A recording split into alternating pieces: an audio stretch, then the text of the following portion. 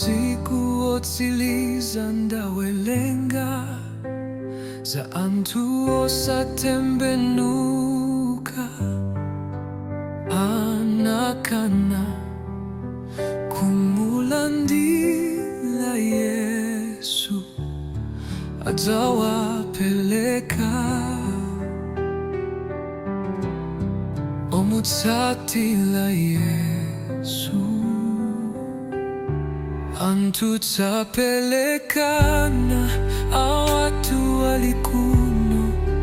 koma pachibale uyutu walikuno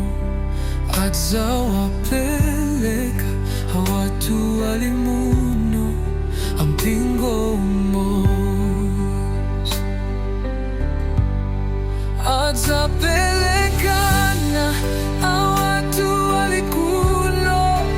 inu pachibale uyutu walikuno adzaperekana awa alimuno koma mpingo umoja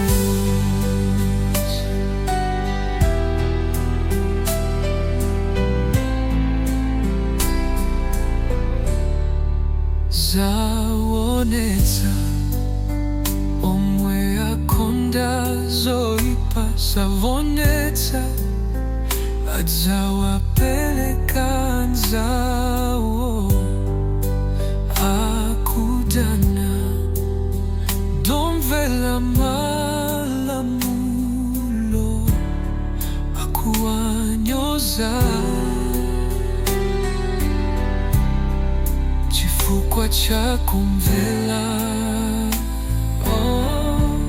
antu dzapelekana awatu walikuno koma pachibale uyutu walikuno adzawapeleka awatu walimuno ampingo umoja adzapelekana awatu walikuno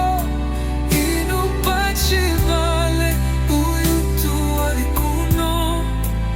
adzapelekana awa alimuno koma mpingo umoja usamale